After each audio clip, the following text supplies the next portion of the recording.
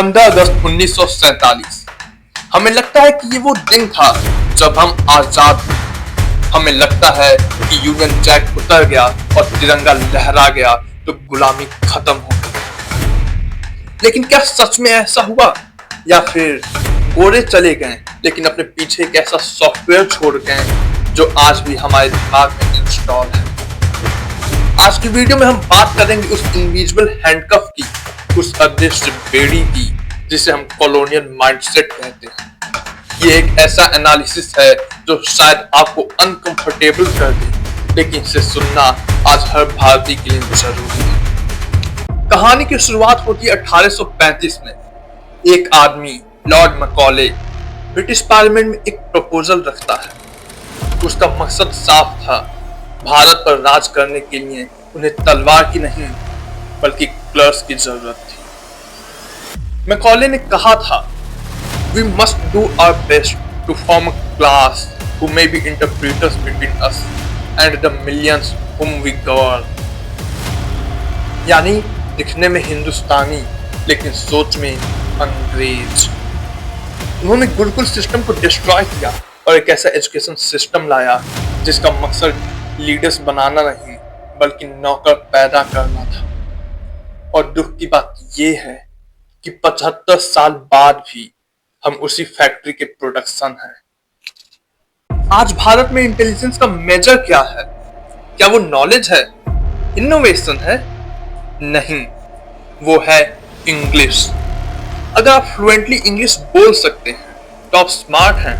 अगर आप हिंदी या रीजनल लैंग्वेज में बोलते हैं तो आप गंवार हैं। सोचिए, जर्मनी में जर्मन चलती है, जापान में जापानीज, फ्रांस में फ्रेंच।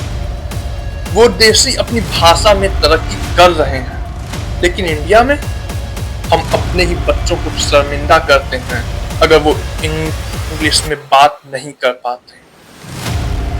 ये सिर्फ भाषा नहीं है, ये वो गुलामी की मानसिकता है जहां हमें लगता है कि जो भी चीज वेस्ट से आई है वो सुपीरियर है और जो देसी है वो इंफीरियर। अब आते हैं सिस्टम पर। Indian police act 1861।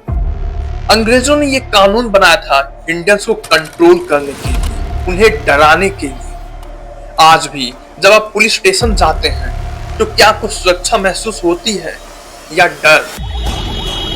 हमारा एडमिनिस्ट्रेटिव सिस्टम आज भी माई बाप कल्चर पर चलता है। एक कलेक्टर या ब्यूरोक्रेट अपने आप को पब्लिक सर्वेंट कम और राजा ज्यादा समझता है। ये लाल बत्ती का मोह, ये वीआईपी कल्चर, ये सब क्या है? ये वही ब्रिटिश राज की लेगेसी है जहां ऑफिसर साहब होता था और जनता प्रजा। हालांकि अब चीजें बदल रही हैं। आईपीसी की जगह भारतीय न्याय संहिता बीएनएस आ रहा है। दंड पनिशमेंट की जगह न्याय जस्टिस पर फोकस शिफ्ट हो रहा है, लेकिन सिस्टम के डीएनए को बदलने में वक्त लगेगा। हमारे घरों के अंदर झांक कर देखिए, गोरा रंग आज भी खूबसूरती का स्टैंडर्ड क्यों है? क्यों हमें लगता है कि अगर हमारी स्किन डार्क है तो हम कमजोर हैं?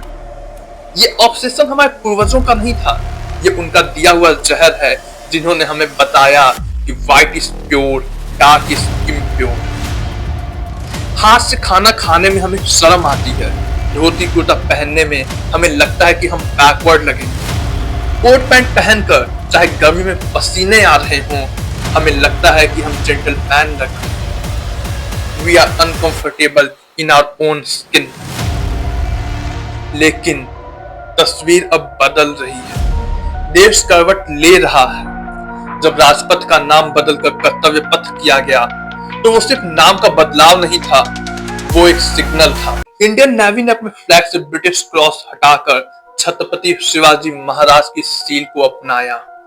ये छोटी चीजें नहीं हैं, ये डिक्लेरेशन है कि हम अपनी पहचान वापस मांग रहे हैं।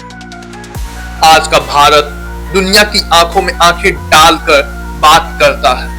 हम टेक्नोलॉजी में, स्पेस में और जियोपॉलिटिक्स में किसी से पीछे नहीं हैं, लेकिन असली आजादी तब मिलेगी जब हम अपने दिमाग से आजाद होंगे।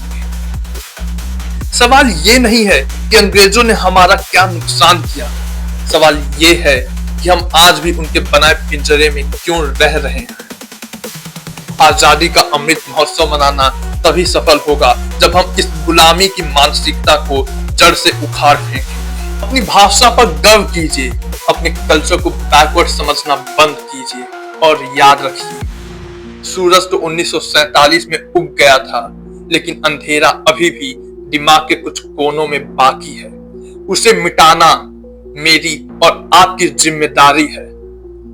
वीडियो पसंद आई हो तो शेयर जरूर करें, क्योंकि ये बात दूर तक जानी चाहिए। जय हिंद, वंदे मातरम।